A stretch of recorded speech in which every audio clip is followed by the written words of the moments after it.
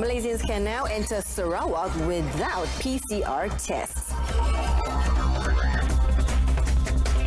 5 more Bangladeshis arrested over forged test results.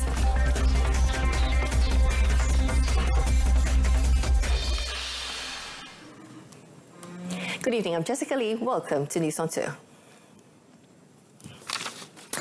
Now, Malaysians can enter Sarawak without having to seek permission from the Sarawak Disaster Management Committee or SDMC. Senior Minister of Security, Datuk Seri Ismail Sabri Yaakob, in his daily press conference today, said Malaysians are also not required to take the COVID-19 PCR tests prior to leaving for the state.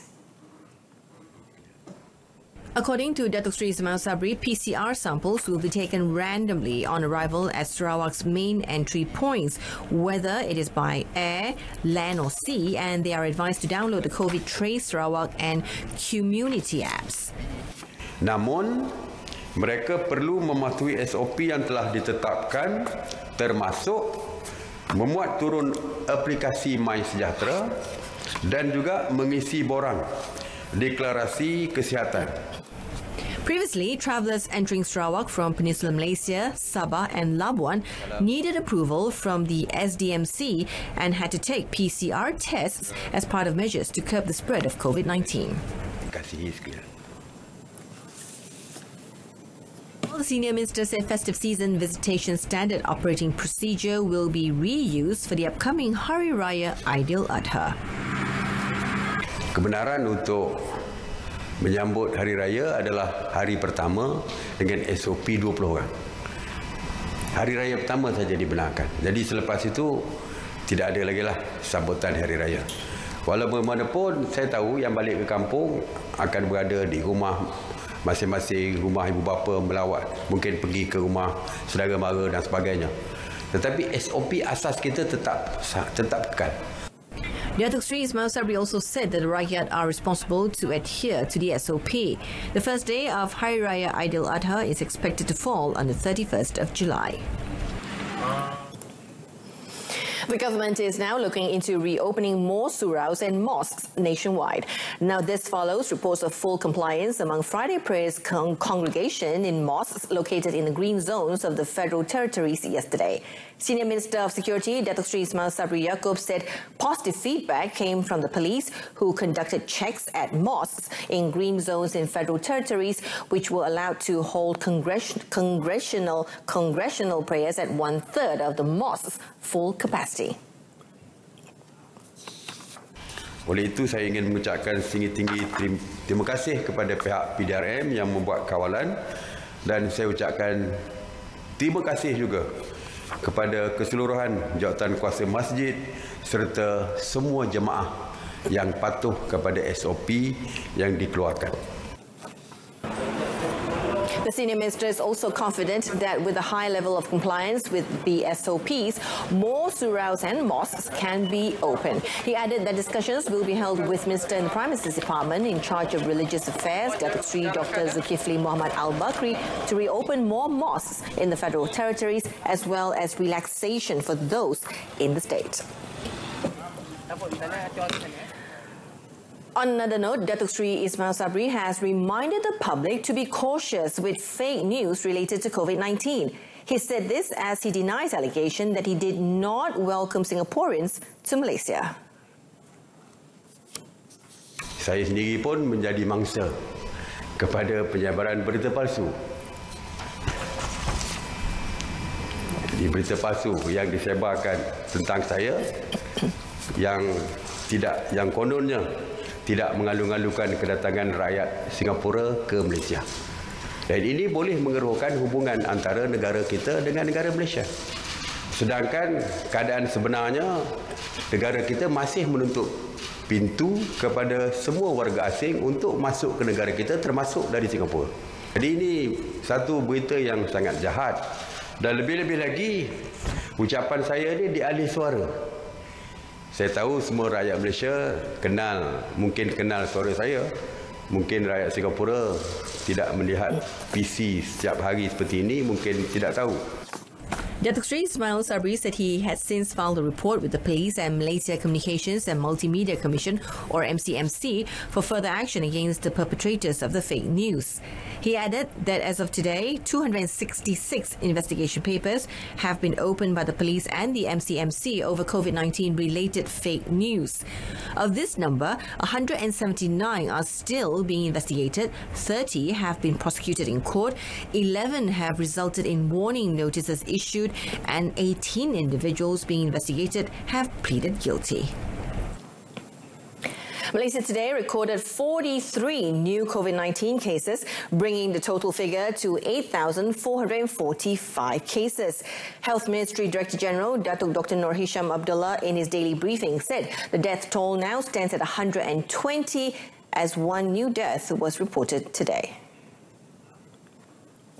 Ingin dimaklumkan daripada 43 kes baru yang dilaporkan, 5 kes adalah kes import yang mendapat jangkitan dari luar negara, melibatkan 4 warga negara Malaysia dan 1 bukan warga negara yang merupakan pemastautin tetap.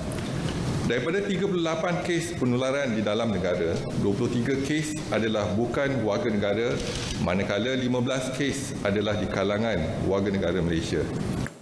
Datuk Dr. Nur Hisham said a total of 143 patients have recovered and been discharged from hospital, bringing the total number of recoveries to 7,311, while active cases stood at 1,014, with 4 patients being treated at the intensive care unit. Police detained 5 Bangladeshi men on suspicion of falsifying COVID-19 screening test results. Kuala Lumpur Police Chief Datuk Seri Mazlan Lazim said the 5 men, aged between 26 and 30, were arrested at Jalan Tingkat Tongshin at around 11 p.m. on Tuesday for forging documents that declare a person free of the disease. In a statement today, Datuk Seri Mazlan said all of them are labourers attached with a construction company in Kuala Lumpur. He said police also seized several items, including 5 mobile phones and a copy of a COVID-19 screening test result. Police had previously arrested 2 foreign men on the 6th of June for the same offence. Datuk Seri Mazlan also confirmed that police received 3 more reports over fake screening test results on Tuesday and Wednesday from health facilities around Kuala Lumpur after they received calls and emails from employers requesting for verification of the documents. The investigations are being made under Section 468/471 of the Penal Code, which provides for a jail term of up to 7 years and is also liable to a fine on conviction. Police said they are continuing to investigate the case and tracking down more suspects. He also advised employers to verify the test results submitted by the employees with the respective health facilities. He also urged those with information to channel it to Kuala Lumpur Police Hotline at 03-2115-9999 or any nearest police station. Police have arrested 58 individuals, including foreigners, for drunk driving in Johor during the Ops Mabuk operations between early last month and Thursday. Johor Police Chief Dato' Ayub Khan Madin Piche said the 58 offenders aged between 31 and 41 were nabbed at 34 roadblocks mounted throughout the state, with 22 of them arrested in Johor Bahru, Selatan. Elaborating further, Dato' Ayub said these operations will continue as they are not seasonal and the police do not act only when the drink and driving issue is raised by the media and the public. He also said that the police will continue to act because they do not want lives to be taken away by the action of drunk drivers. Dato' Ayub Khan added that police had not detected any pubs and other entertainment outlets which were operating during the Recovery Movement Control Order RMCO period. He, however, believed that drunk driving cases could rise once entertainment outlets are allowed to resume business. Apart from Jalan Tebrau, Ops Mabuk roadblocks were also set up at 4 other areas in Wilayah Pembangunan Iskandar, Jalan Sutradanga, Kilometer 8 Lebuhraya Iskandar, Jalan Permas Pasir Gudang and Jalan Johor Bahru Air Hitam. Prolintas Group of companies expects about 300,000 vehicles will be plying along the Guthrie Corridor Expressway, or GCE, this weekend, which is a 30% increase from the normal weekend traffic. Its Chief Operating Officer Rostam Sharif Tami said the surge of traffic volume is due to thousands of Malaysians expected to resume travelling following the recent announcement of the lifting of interstate travel ban throughout the Recovery Movement Control Order, or RMCO, from the 10th of June to the 31st of August. In a statement today, Rostam said after this weekend, ProLintas expects traffic to increase between 20% and 30% for weekdays and weekends respectively, as more commercial sectors reopen and domestic travel is also permitted. Meanwhile, its General Manager of Highway Operations, Muhammad Fuad Kamal Arifin, said the two rest and service areas, R&R, along GCE, will also be fully operational to serve customers in accordance to the SOPs, including social distancing, wearing face masks and body temperature screening. He also advised travellers to plan their journey and reload their touch-and-go cards via the self-service kiosks located along the GCE, namely at the Bukit Jelutong Toll Plaza, Elmina R&R, Elmina Toll Plaza and Lagong Toll Plaza, or users may also use the e-wallet facility at toll plazas. The Kanga Municipal Council, or MPK, has decided to postpone the reopening of night and daily markets throughout the state to a later date. According to a statement issued by MPK, the postponement was made as part of efforts to ensure that the reopening of the businesses could be carried out in full compliance with the Standard Operating Procedures, or SOPs, issued by the National Security Council, or MKN. The statement also said that MPK is currently in the midst of fine-tuning the methods pertaining to the reopening of night and daily markets that would comply with the SOPs. The statement added that the MPK was planning to set up regulated hawker bazaars, or Bazar Penjaja Terkawal, or BBT, at selected locations, and the matter would be announced in the near future. Recently, Senior Minister of Security, Datuk Sri Ismail Sabri Yaakob, announced that all morning and night markets, as well as bazaars across the country, will be allowed to resume operations from the 15th of June, subject to the SOPs set by the Ministry of Health. Several states, namely Johor, Perak, Selangor and Negeri Sembilan, have also announced that they would allow night and morning markets to resume operations in stages beginning this Monday by adhering to the SOPs. The Selangor State Government has allocated 1.4 million ringgit for the residents of Pangsapuri Cermelang in Taman Cermelang, Gombak for slope recovery efforts following a landslide in the area recently. Now, this was announced by Selangor Menteri Besar Datuk Sri Amiruddin Syari. Pada penduduk-penduduk elakkan daripada ke kawasan terbabit sebab kita bimbang berlaku pergerakan runtuhan-runtuhan kecil. Namun dalam masa yang sama kita juga harap mereka bersabar. Kerajaan negeri memang meneliti dan bersedia membantu. Buktinya kita dah luluskan 1.4 juta. The Gombak landslide incident happened in April last year, which involved 60 houses with about 300 residents.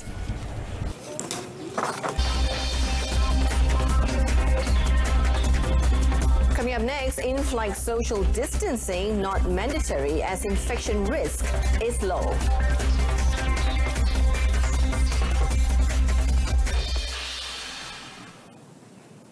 Low-cost airline Air Asia Berhad has welcomed the government's decision to not make in-flight social distancing mandatory, quoting the International Airline Transport Association's, or IATA, assertion that the risk of infection while flying is very low. Its Chief Executive Officer, Riyad Asma, said planes have features that lower the risk of in-flight infections, such as high-efficiency particulate air, or HEPA filters, that ensure that the air inside the planes is always clean and the air quality is comparable to that in a hospital operating room. Commenting further on the matter, Riyadh said Air Asia also welcomes the reopening of domestic travel following the recent announcement of the Recovery Movement Control Order, RMCO, as well as incentives such as 1,000 ringgit income tax relief for domestic tourism expenses until December 2021. On June 7th, Prime Minister Tan Sri Muhyiddin Yassin announced several relaxations under the RMCO, including allowing interstate travel from the 10th of June. Following that, AirAsia launched its Unlimited Pass Cuti Malaysia at 399 ringgit for all AirAsia Big members based in Malaysia. It can be purchased via the Unlimited 399 tab in AirAsia's website or mobile app from the 11th to the 13th of June this year for travel between the 25th of June 2020 and the 31st of March 2021. The Communications and Multimedia Ministry today announced the appointment of Datuk Dr. Rais Hussein Muhammad Arif as the new chairman of Malaysia Digital Economy Corporation, or MDEC, for 2 years effective 15th of June. In a statement released by the ministry today, the entrepreneur, who has a wide experience in information technology and communications, would succeed Datuk Mathialakan Chelia, who had held the position for 2 years. Datuk Dr. Rais Hussein is the co-author of 4IR, AI, Blockchain, FinTech Reinventing a Nation. He holds a PhD in Business Administration from the International Islamic University of Malaysia. In a statement, Communications and Multimedia Minister Datuk Saifuddin Abdullah expressed confidence that Datuk Dr. Rais Hussein would carry out his responsibilities with full dedication for the development of the country's digital economy. Now, counters at the Inland Revenue Board's, or LHDNM, Kuala Lumpur Payment Centre for all types of services are open from Monday to Friday from 8 a.m. to 4:30 p.m. According to LHDNM in a statement today, for Kuching and Kota Kinabalu payment centres, cash payment counters are open from 8 a.m. until 3:30 p.m. from Monday to Friday. LHDNM added that operating hours for counters for other than cash payment are from 8 a.m. until 4:30 p.m. For further information, the public can refer to LHDNM official portal at www.hasil.gov.my, and any inquiries or feedback can be forwarded to Hasil Care Line HCL at 03 8911 1000 or 603 8911 1100 overseas, and Hasil Live Chat. And that concludes News on 2 for this evening. In our top story, Malaysians can now enter Sarawak without PCR tests. I'm Jessica Lee. Thank you for watching.